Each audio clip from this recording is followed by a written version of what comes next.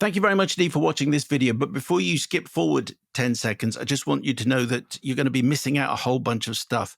In fact, you're missing the main thing. We do a weekly podcast, Kermode and Mayo's Take, from which these little tasters are taken, where we review all the week's releases. Yes, plus also talk about the films that have been there for a while, which you might be going to see right now. We talk about those as well. And Simon interviews the biggest names from the movies. And there's a bunch of other stuff. For example, also Ridley Scott's winery. This has not been discussed, but we go there.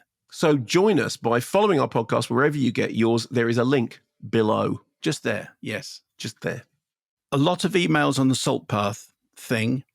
The story develops and changes and moves. So to summarize, I mean, just to be clear, this isn't our story. It's just that we reviewed the Salt Path. Jason came on. It's an ongoing story. Yes.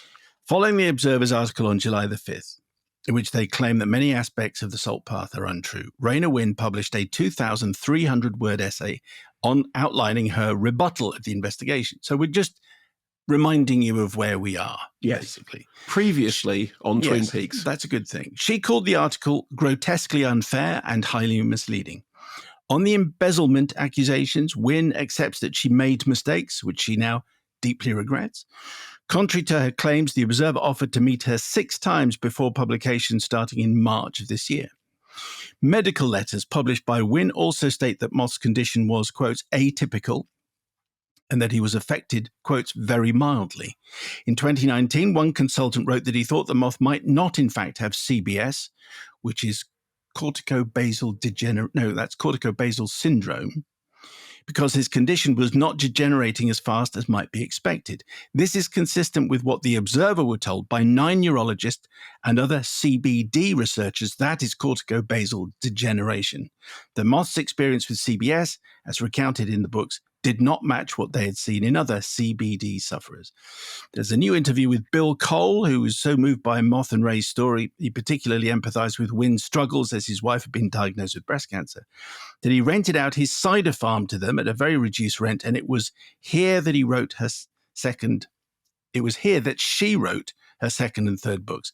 Bill claims that her husband Moth told him that he had months to live in September 21. The couple appeared on Rick Stein's Cornwall, demonstrating cider making, even though this was a process they were not involved in. I'd just say you almost added to the scandal there by suggesting that the second book was written by Bill Cole. Yes, but I didn't. I then clarified very quickly. Well done. Wrote her second and third books. Yes. So here's an email from a Wittitani who's also a neurologist, who is called Rory and is in Sydney, Australia, MA, Oxon, MBBS, MRCP, FRACP, MPhil, BAGA 3 gymnastics. Wow. Okay, so that's all of Rory's life. Dear Tendon and Hammer, thought I would write regarding the discussion this week about Salt Path with a perspective from neurologist's Nave. The diagnosis of corticobasal degeneration is based on the symptoms of the patient and signs seen on examination. Whilst there are objective markers, such as scans and blood tests in development, these are not widely available, and therefore the diagnosis can be subjective and difficult to make in the early stages of disease. I myself have reversed a diagnosis like this many years later. Only with the passage of time do things become more certain. It is therefore very possible that Moth was given this diagnosis and believed he would have poor prognosis before they set out on their journey, with no deception on their part. Perhaps if they sought another neurological review now, the diagnosis would be revised. Right. Rory, Right. Thank you. Thank you. That sounds sensible. And this from James Dickinson. Dear, based on a true story and vaguely like the real thing, with all the controversy surrounding the Salt Path, as mentioned last week, do Jason and Isaacs and Gillian Anderson have a unique opportunity to play the same real-life characters in a feel-good biopic, and then the sequel, a messy legal drama.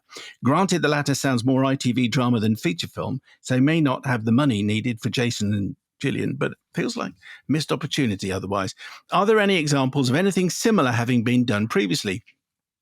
Controversial or misleading memoirs are a dime a dozen, so feels like it should have been done.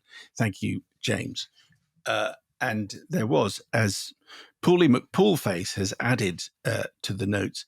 There was a book called A Million Little Pieces by James Frey, which has been mentioned a lot in some of the articles talking about, these sort of misery memoirs, which then end up teaching you lessons of life, that kind of thing. That a number of people have mentioned this book, A Million Little Pieces, which was a memoir which is now marketed as semi-fiction. And it was also turned into a film. Many parts were fabricated. That's established now. But if you say that it's true, then obviously you're going to... One reviewer said of that book, it boils down to one line, which is actually in the book.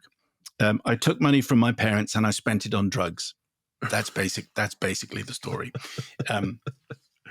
Yeah. So it's a cautionary tale, isn't it? And I suspect that publishers will move very, very slowly on anyone who comes to them with a story, which appears to be a feel-good story, which starts bad and starts depressing, but ends up as being a very positive tale.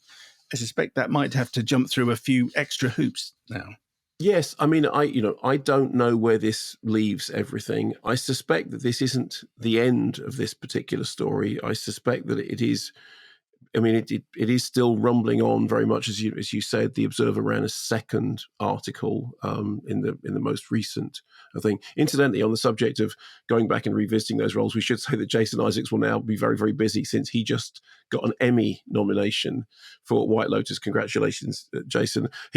He won't be listening. He'll be too busy partying, and because he loves awards. He absolutely, he's got this whole thing about he just can't be doing with any form of congratulation at all. He just finds very, very hard. So I sent him a message, said congratulations, and he went, ooh.